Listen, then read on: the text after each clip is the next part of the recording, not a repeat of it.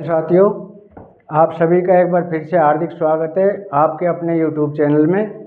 You all are once again welcome in your YouTube channel. First of all, today we are going to discuss 6 important things, and all things are very important to all employees like serviceman और ex serviceman.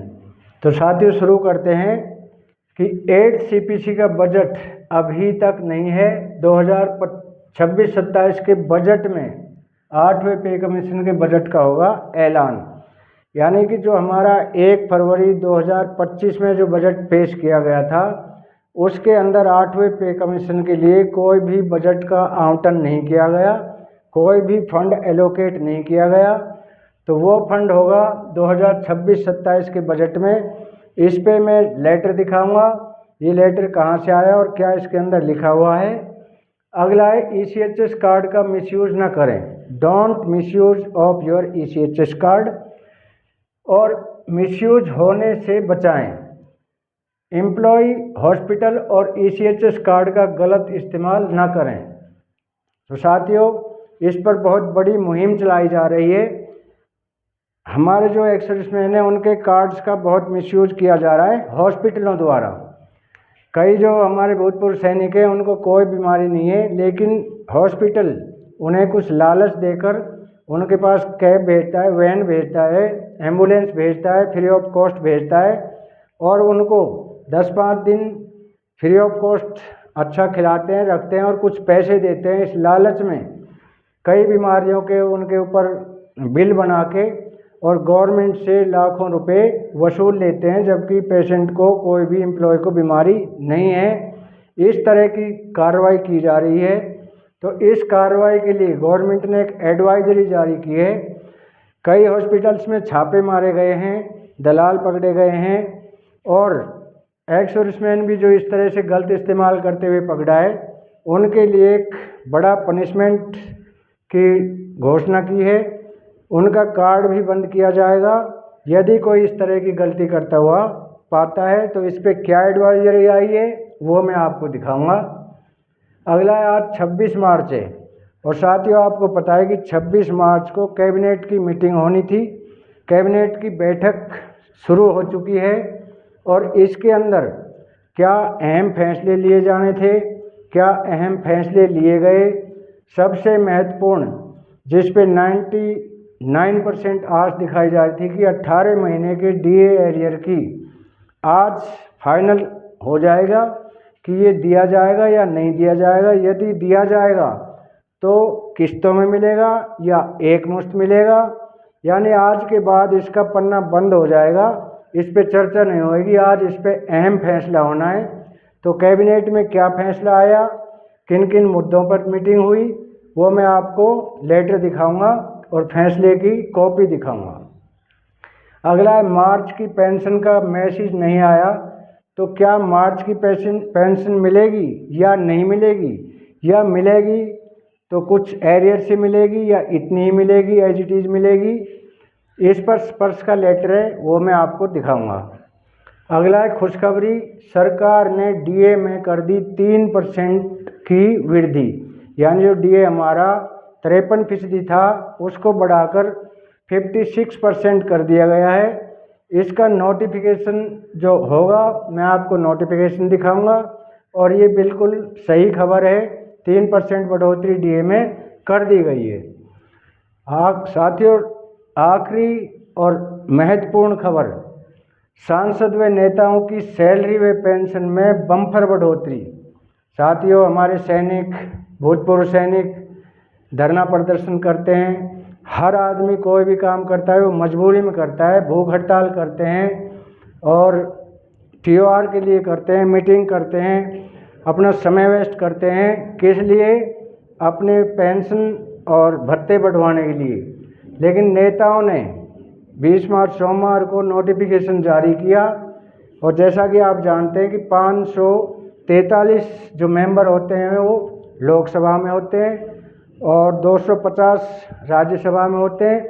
तो इनकी सर्वसम्मति से हमारे जो भी फैसले लिए जाते हैं, जो भत्ते बढ़ाए जाते हैं, वो बढ़ाए जाते हैं। तो इनका कोई भी अपोजिशन में नहीं था, क्योंकि सारे नेता इसमें आते हैं। अब इनका कितना क्या बढ़ाया आप सोच भी नहीं सकते। आप 2% डीए के पीछे पड़े हुए हैं, उसके लिए भी गुहार लगा रहे हैं, धरने प्रदर्शन कर रहे हैं, वो नहीं बढ़ रहा।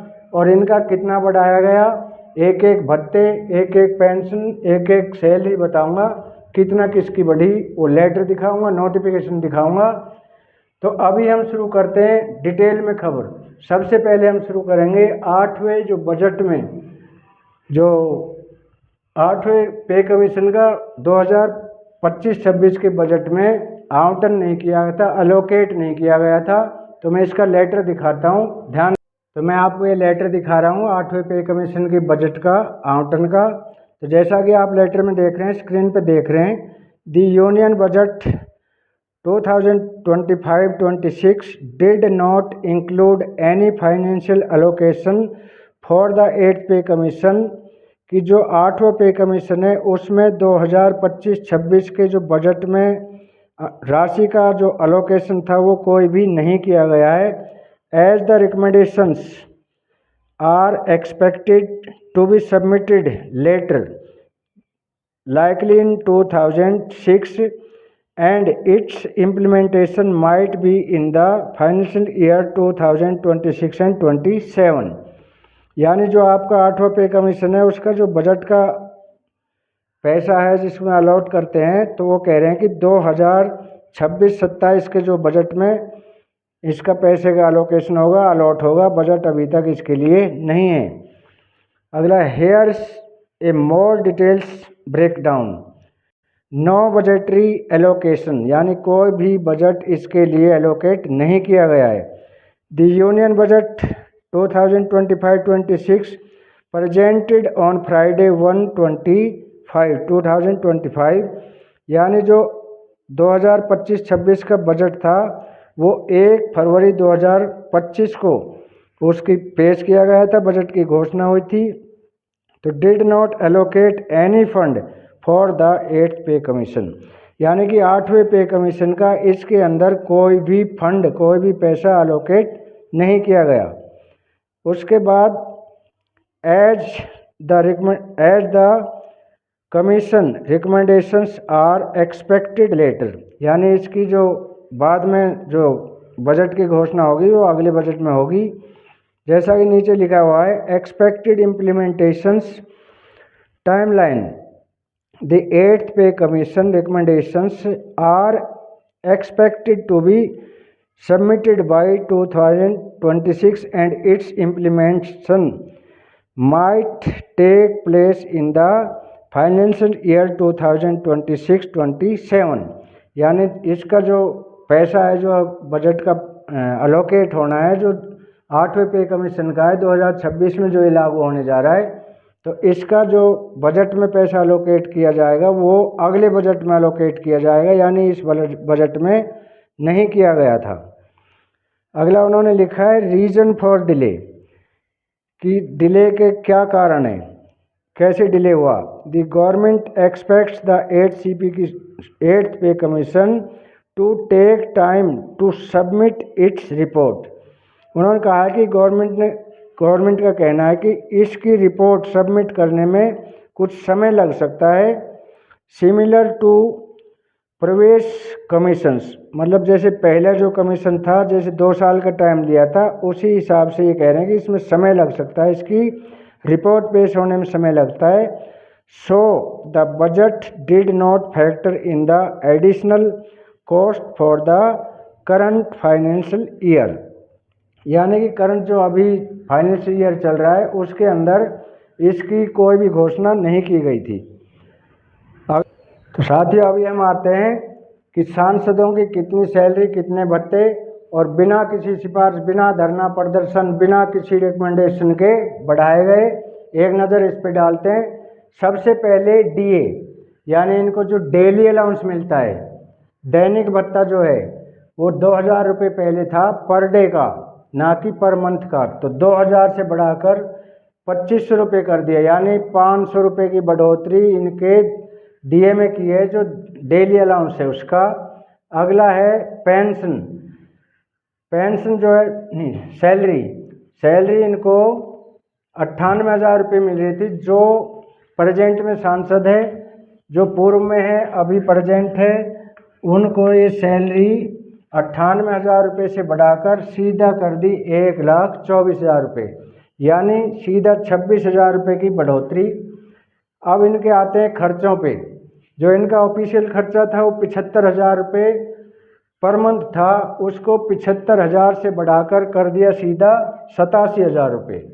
और ऑफिशियल भत्ते, ऑफिशियल फर्नीचर के लिए 1,00,000 रुपये टिकाऊ फर्नीचर का, 25,000 रुपये जो टिकाऊ फर्नीचर का, और ऑफिशियल जो खर्चे हैं, बिजली का बिल है, टेलीफोन बिल है, घूमना फिरना है, डीजल पेट्रोल है, उसका 60,000 रुपये से बढ़ाकर कर दिया 75,000 रुपये। और कर्मचारी तरफ से 2% दिए के लिए। तो साथ ही ये थी आज की जानकारी अच्छी लगी हो तो वीडियो को लाइक शेयर सब्सक्राइब करें, ताकि हम हर नई अपडेट से आपको अति शीघ्र अवगत करा सकें। आज के लिए इतना ही। जय हिंद, जय भारत।